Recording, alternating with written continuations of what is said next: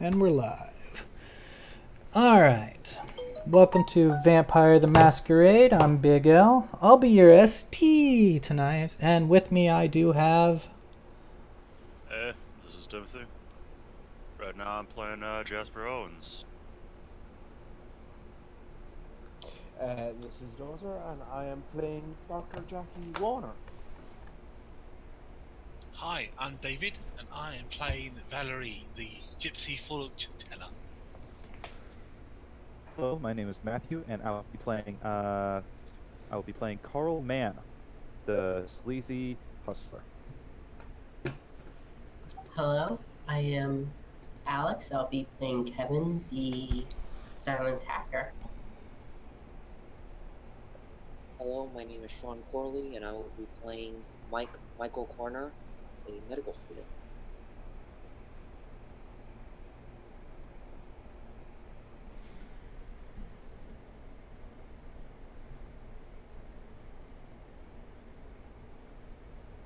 Is that everybody? Should be everyone. Yes, that is I believe everybody. so. Alright. This will not be your typical Vampire the Masquerade game. This will be a horror mystery game. The players will have to find out what they are. They did not get to choose their powers. They did not get to choose their clan. It is all a mystery to them.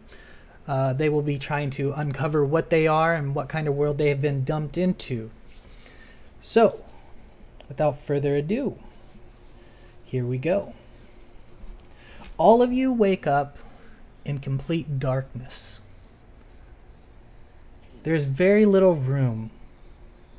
You feel around and you realize you're in a box. Your screams echo back at you. I don't know that. Listen here, Echo. We're not talking to you. Okay? I'm gonna turn you off. Sorry about that. Alright. Where was I? Okay. So, the screams echo back at you. And what do you do? Well, I am freaking out. Like, trying to beat on this box and trying to get out. Like, screaming. Let me out! Let me out! Banging hard. Quick question. Do we have any of our stuff with us? Are we wearing clothes? You move your hands over your pockets. You look around and you find out that you are butt naked.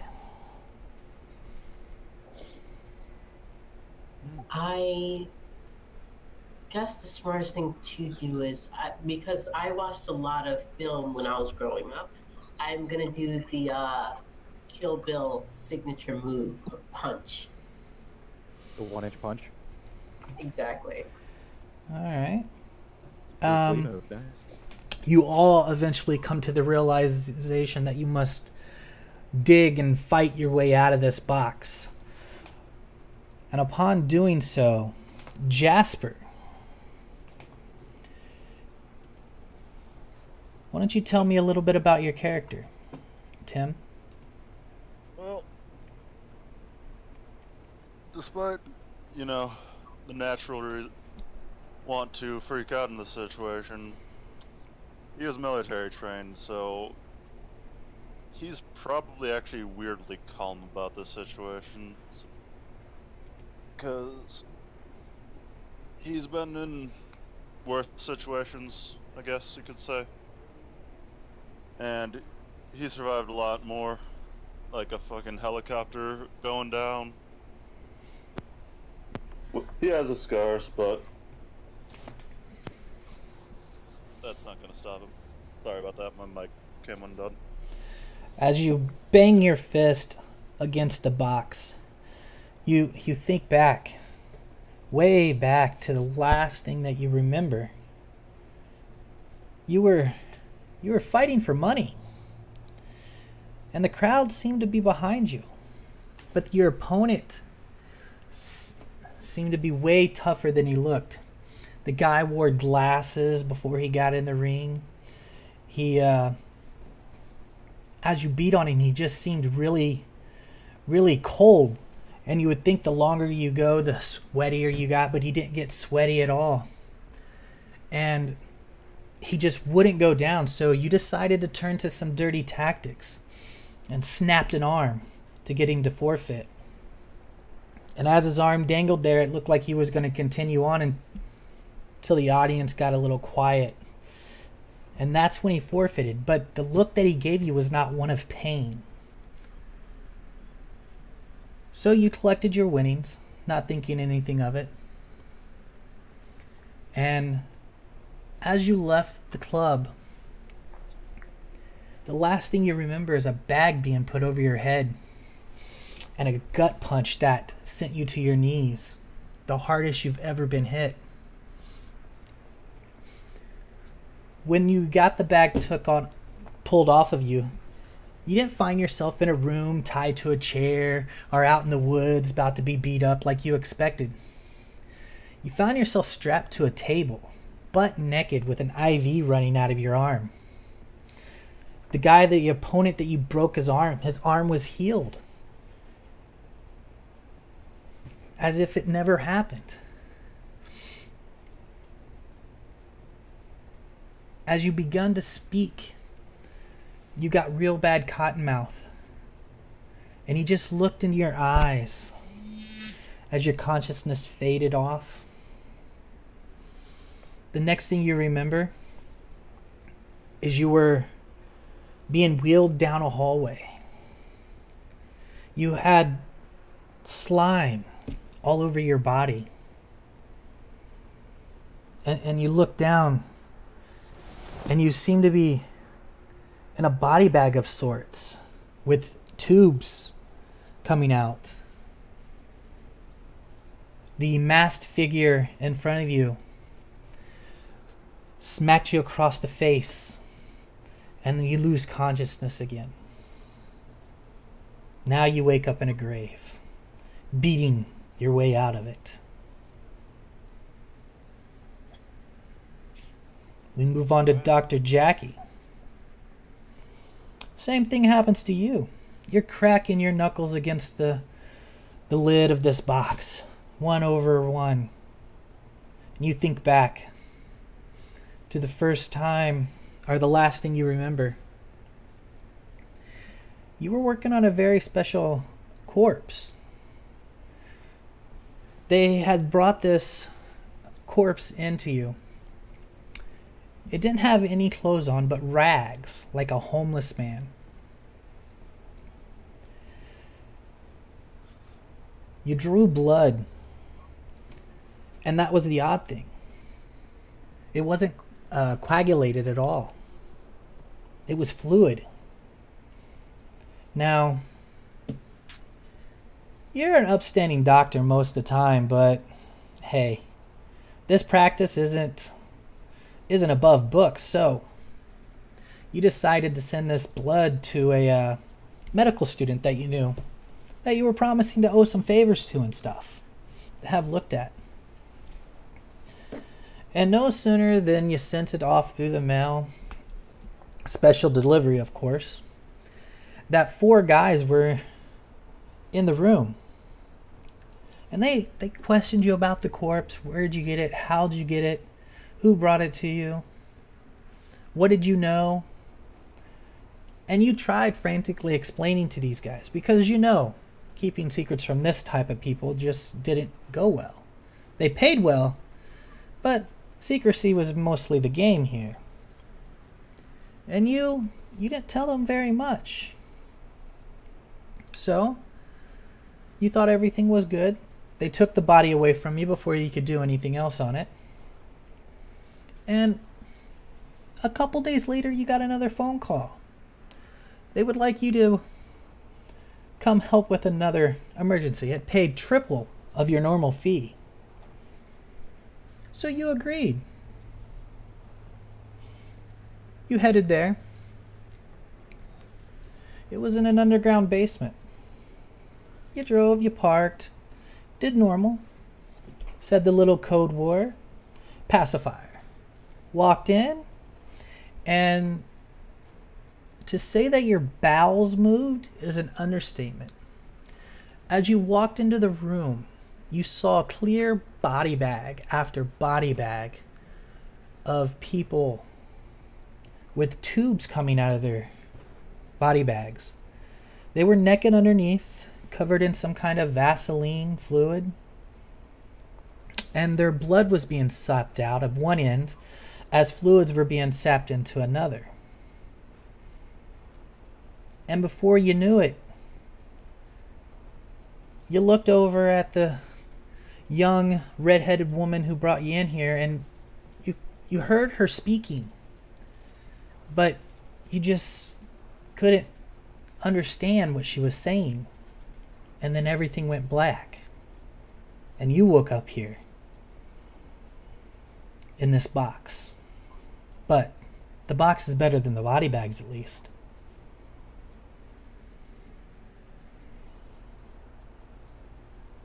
David, why don't you tell us a little bit about your character? Sure. Wait, she's a whoa. gypsy. Did I skip? Did Dr. Jackie tell about her character?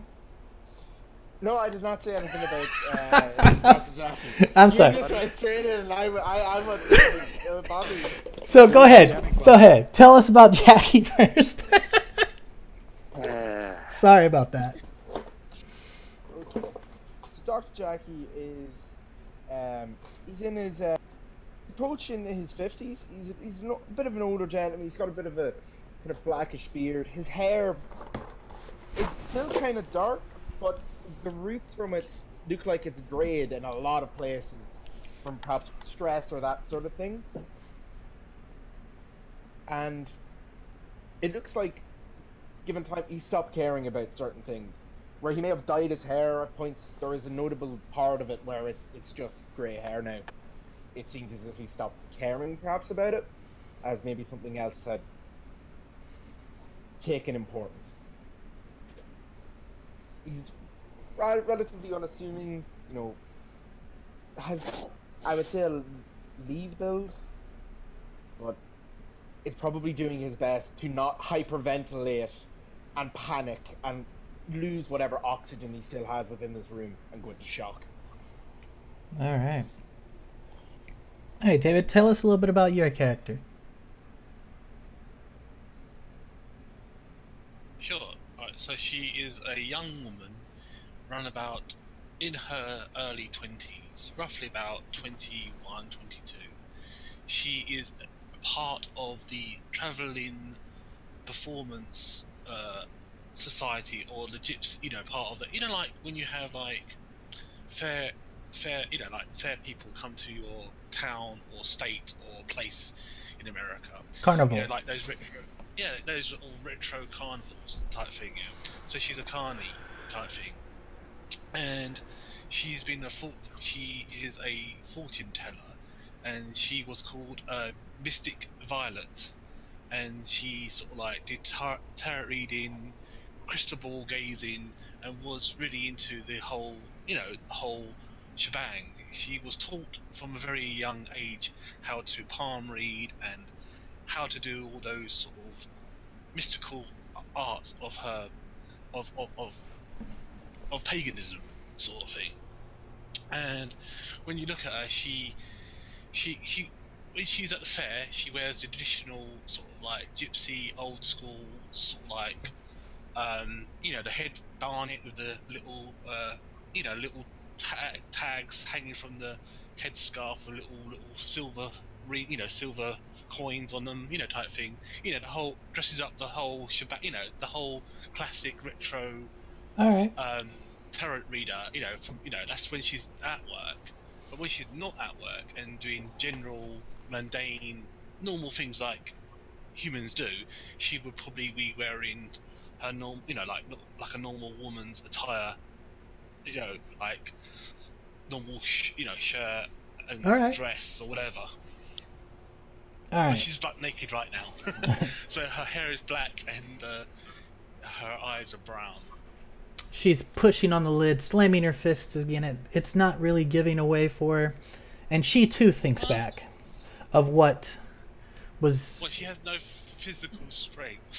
So she'd be screaming and just patting the top. There you go. So she thinks back to the strange events that she remembers before ending up in a box. And she wonders, how dead is she? Is she like the others? Because the last thing you remember is it was probably 4 in the morning. You guys had just finished a great show. It was wind down time. You start heading out, and it was deathly quiet. Usually everybody's talking about the cons that they succeeded at and stuff. You head to the hall. I mean, what was going on? And in there you see about 13, 14 members of the carnival. And they're all in hushed tones and stuff talking. And as you approach, you listen. The producer of the carnival, the one that pays for the overall trip, he's been gone for about 3-4 months now. And everybody seems to be worried that he hasn't came back yet. And as you approach, some of them begin to scream. And you're looking, you didn't hear a gunshot, nobody's moving a knife. And then Carol, she runs up to you, a look of total terror on her face. She falls to her knees in front of you. Her hands go to your hips. And as you look down at her, she begins to age. And then she turns to dust. You look up, and several other members are turning to dust in front of you.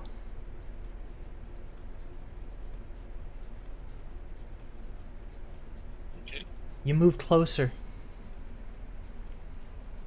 Once was 14, 13 members. They're down to 6. They're down to 5. You have no idea what's going on. Will this happen to you? Did you breathe something in? You talk with the other carnivals, the other carnies who have survived this. They have no idea what's going on. They don't understand what has happened. You don't know if it's the water. Weird things have started to happen. You head back to your home. You start packing. Whatever it is, you don't want to be blamed for it. You know what you did. And you definitely don't want this to come back and bite you in the ass. How do you explain people turning to dust? As you leave, the last thing you see is a bat right before it crashes into your forehead. And then you wake up in a box. Question. Yes?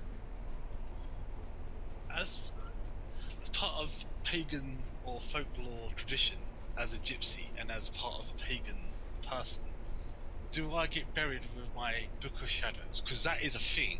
What does it give birth? Nope. You're naked with no equipment, no nothing. Alright. Matthew, why don't you tell us a bit about your character? My character, Carl Mann, I call him a weasel would be a bit of an understatement. There are plenty of words for him. Creep, degenerate, thief in some extreme cases. And those aren't necessarily wrong, but they're very closed-minded, as he would somewhat say. He's a kind of guy who doesn't tend to smile or show emotion naturally. So an astute mind would gather, like, this is a very mechanical man. He doesn't usually show emotion naturally. Some say it's because he's a sociopath. Some people say it's because he has some other mental condition. But regardless, that doesn't excuse the fact that he is a hustler. He grinds at the hustle, you know what I mean? Sometimes it's with cards, sometimes it's with sports betting, sometimes it's with just upright stealing shit, or sometimes it's grifting. But he does what he can to make some money, and although not get too crazy, because he's not He's not stupid. He's not going to flash all that cash around. Know what I mean? All right. You as well, bang on the lid. Oh, those motherfuckers. Those dirty bastards. You remember just a little more than anybody else. Oh, you think back. Haha, it was the hugest payday you freaking came across.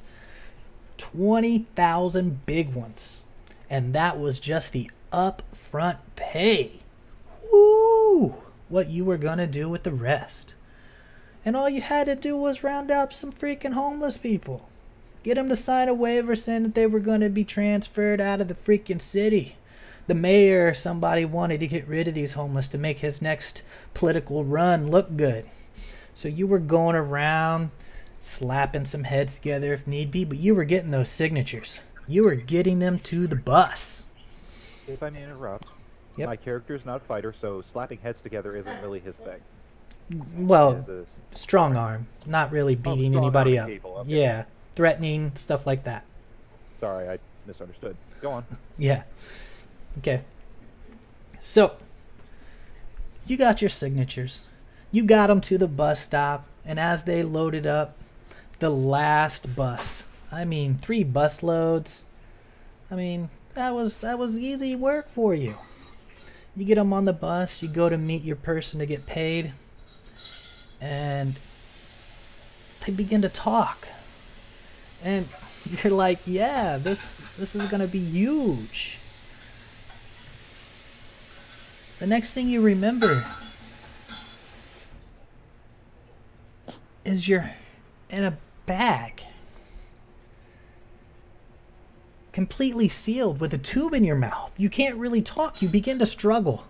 You begin to fladle around trying to get out of this bag. And then somebody runs over to you. They say something, but you've got gunk in your ears. You can't really hear. And then things begin to go quiet again. You don't remember anything else until waking up in this box. But you know the bastards that put you here. You definitely know them sons of bitches. All you gotta do is get out of the box. Alright. Next on the list is Kevin. Yep. Well, Kevin is a very... Sorry, the music is super loud. Let me turn that off.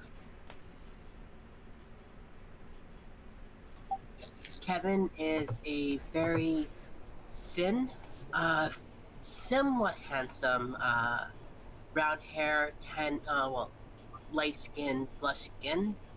He is a hacker, tends to stay to himself, doesn't really mingle with others, tries to avoid confrontation whenever. The last time he remembers, he was currently hacking a big pharmaceutical company in Tampa, Florida, and everything went black. Alright. You're banging on your lid. You've heard stories, you've seen videos on the dark web of this stuff. And you too think back to the last thing you remember. Sitting there, typing away on your little keyboard. You had followed this pharmaceutical company deep down in the hole. They were dealing in something called Special V. And it was highly addictive. There was plenty of cases where violence erupted when they had this. And you were tracing the money back. And then it goes quiet.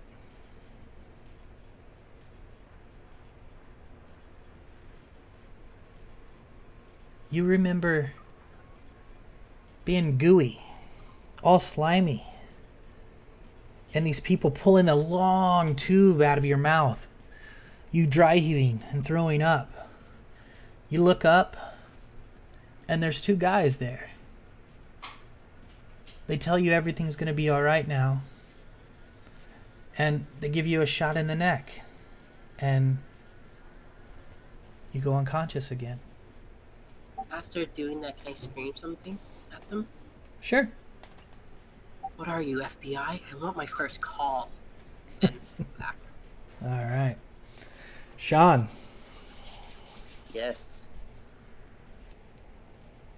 Well, I am a very young man, about 25 years of age. He has black hair, nicely trimmed beard, and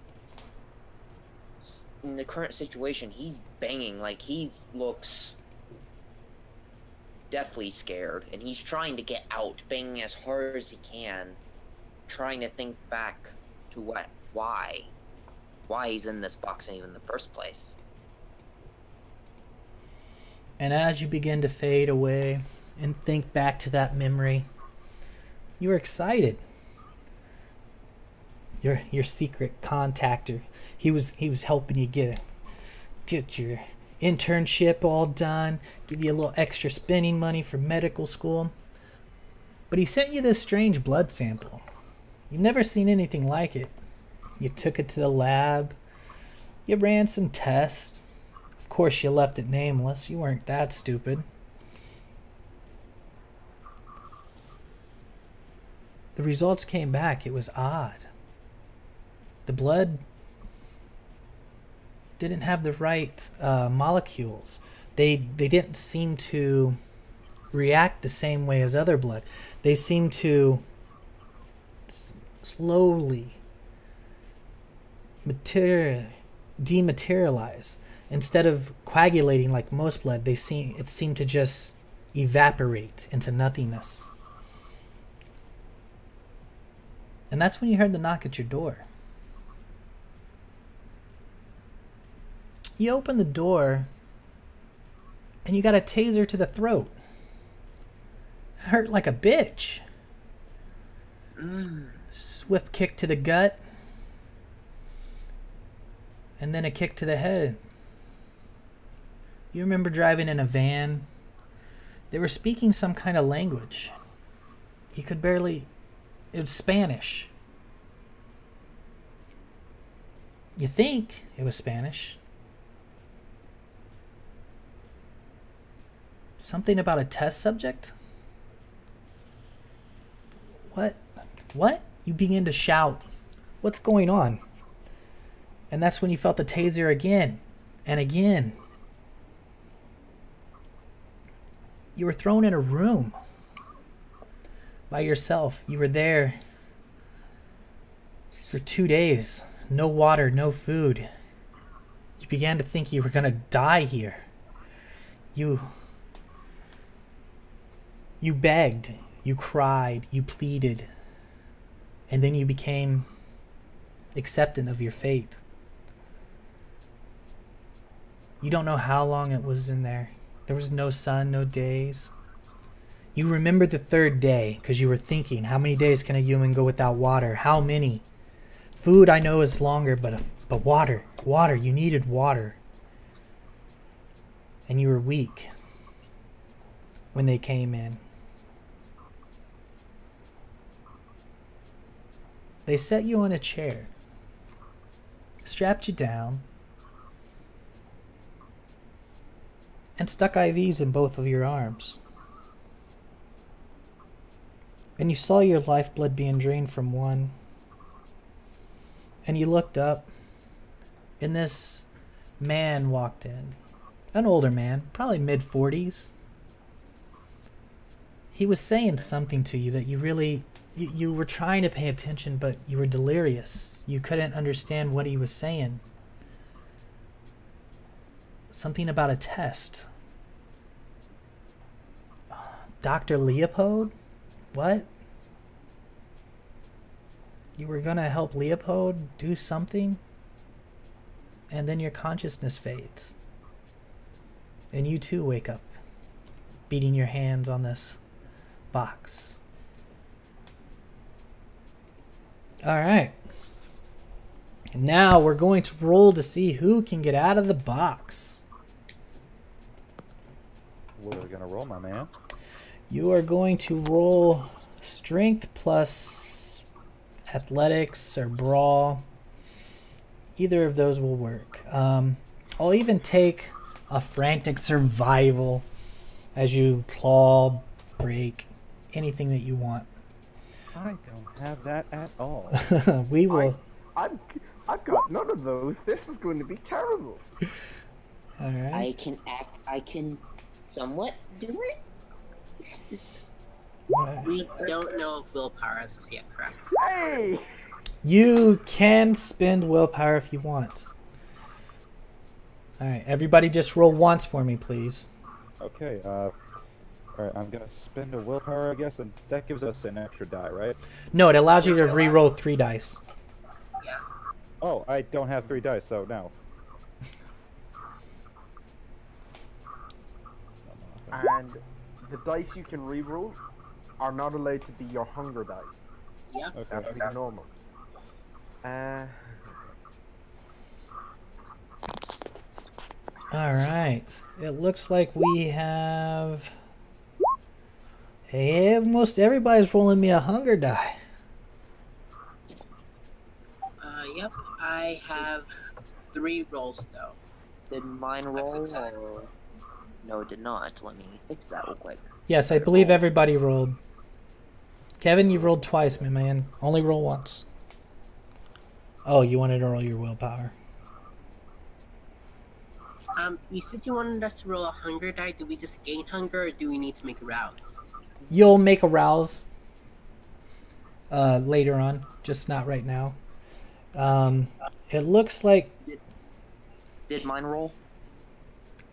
I believe everybody has rolled. I got 1 success. I got Yeah, everyone. I'm not seeing my results on the chat. That's why I'm asking. Yeah, everyone has at least 1 success. I just have a hunger success. Yeah, I'm not seeing yours on there either. So, Shawn, you want to go ahead and roll? Yeah, I thought it rolled, but it didn't. So let me fix this. My apologies. Are you Kevin? No, I'm Kevin. I have 3 successes. He's Shawn. Apologies.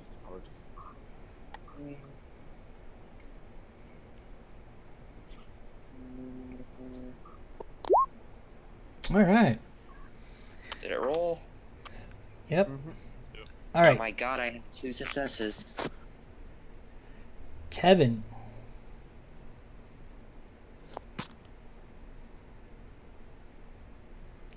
You smack through the top of the box. Freedom. And then all of a sudden a face full of dirt. Dirt just begins to pour in. Sorry. Dirt just begins to pull in heavily. Just pouring in. The rest of you. Crack. Crack. You splinter the wood in front of you. Oh! Your mood begins to shift. You begin to get a little angry. A little more animalistic. As you begin to dig with your nails. Try to yank and pull. And finally, it gives away. And you too are covered in dirt. How does this make you guys feel? We'll start with Jasper and work our way across.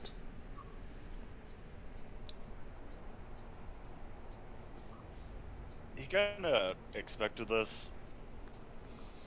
He would have done a lot more preparing if he was buried with his stuff, but he's kind of just trying to push it down away from his mouth and kind of just get it so that he can sit up. All right. Doctor, how do you feel? I'm probably somewhat panicking, thinking of my family and what needs to be done when I get out of here. And just probably getting ready to hold my breath to maybe attempt to push through the dirt. All right. David? She's thinking like, my God, I've been buried. Someone's like buried me alive. What the fuck? She does, she just thinks like she got conked in the head and got buried alive. Like unconsciously, type thing. She doesn't know that she is physically dead, but because like you told me, I got hit by a baseball bat, so she thinks it's some sort of like evil prank or evil deed that these people done to her. All right.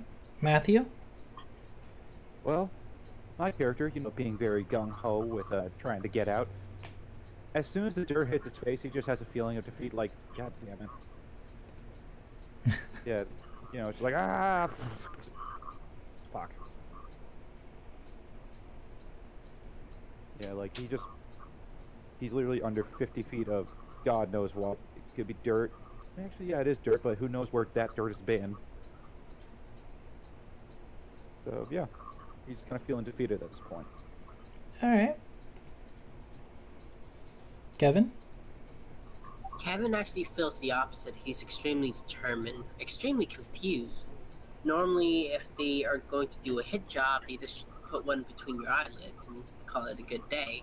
So he's just swimming upwards, frantically trying to return home.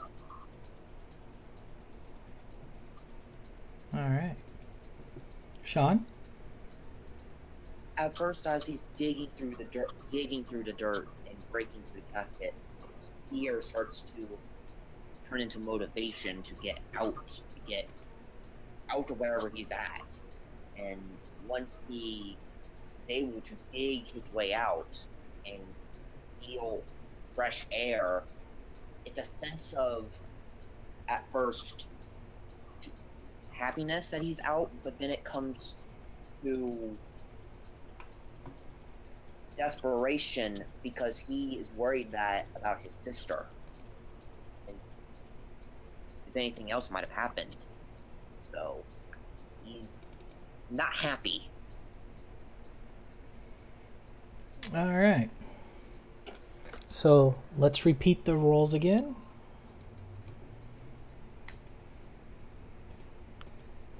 What about Shawn?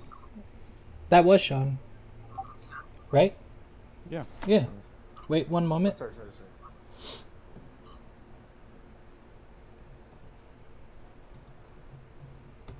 Go ahead. Start rolling. Strength. I can it be didn't dex? do it. Can this be dex if we're climbing through, or is it still strength?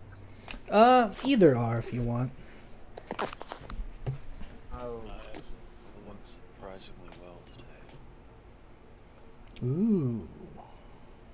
Two of you didn't get any successes. I typed it in because Hallelujah. I would have done Dex, so I put that. Oh God, Jasper. I'm just swimming to the dirt. Oh God, Kim and he. Oh, wow. I was just going to say, man, spend a willpower in order to re-roll that one die. Yeah, if you want. I don't think you can if it's hunger. It's not hunger. I didn't make a success. Oh, okay. Okay, good. I got a success. All right. I would like to do the same. I don't want to die in All right. Yeah, I'm not gonna spend a willpower. I'm thinking 2's okay. That's one. I just got the 1. All right.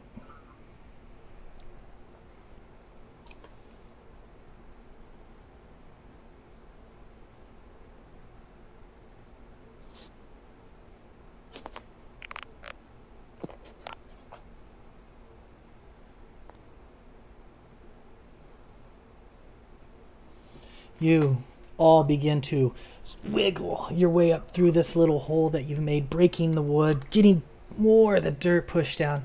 You push your arm up, you pull yourself up, push another arm up, you pull yourself up. All right, I need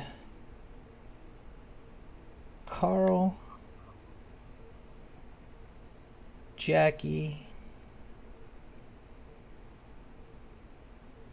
And I think David, you guys all got one success, right? That's correct. And let me just double check.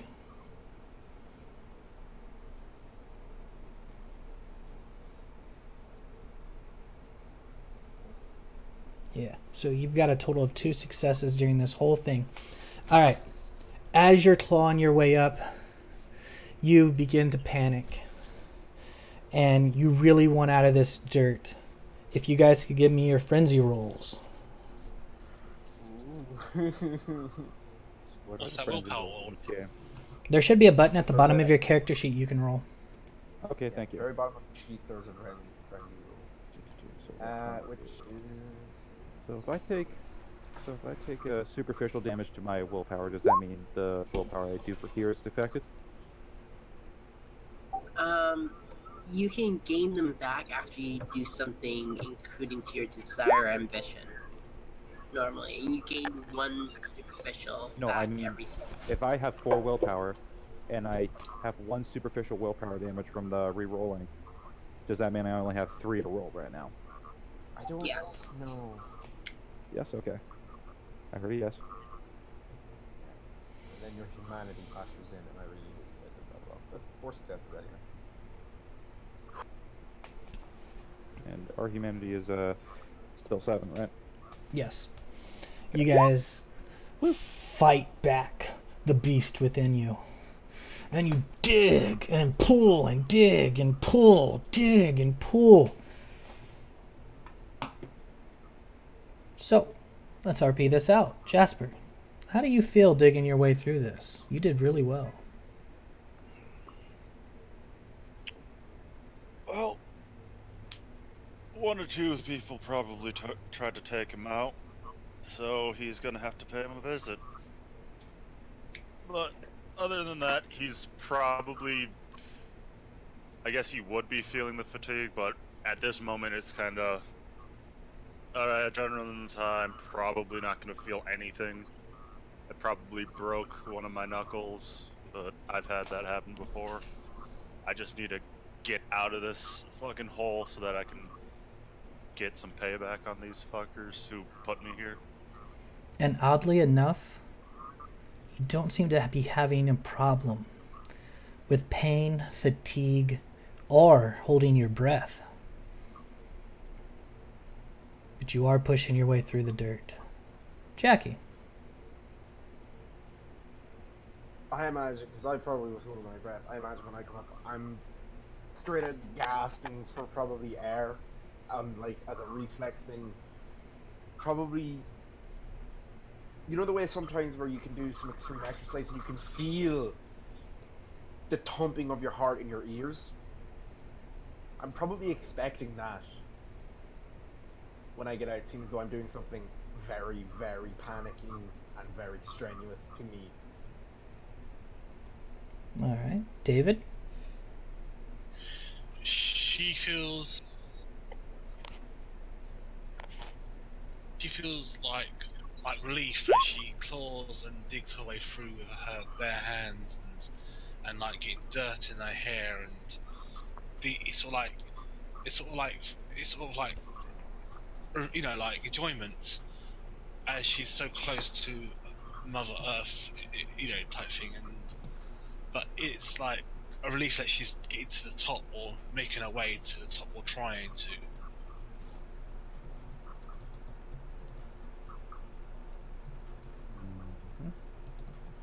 Next. That's how she feels.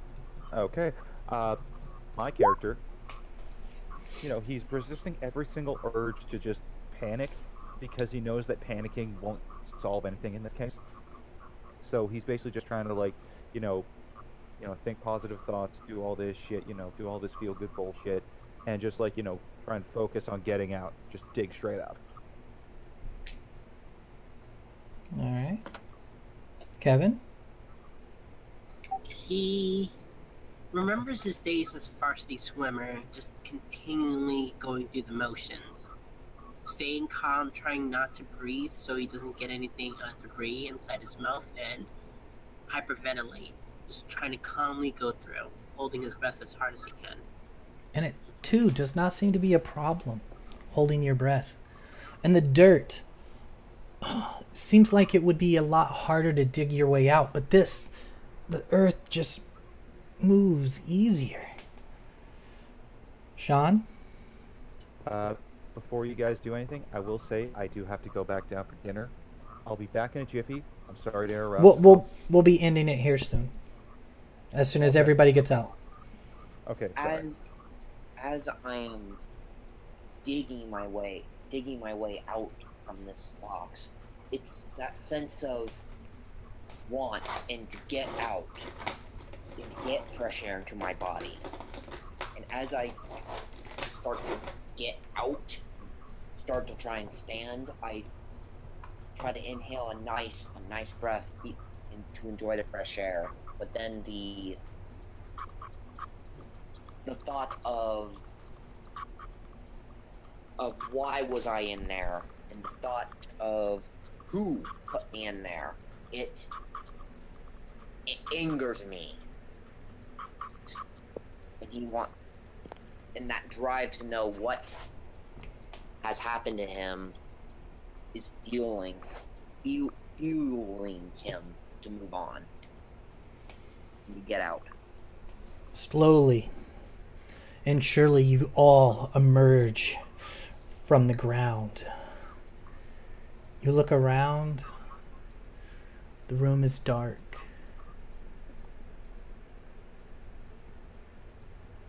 But it is a room. It was buried in the crypt. You move your hands across the wall and it's concrete. You So keep it was buried in this... Sorry. You keep following your hand across the walls. One wall, concrete. Another wall, concrete. The third wall is glass.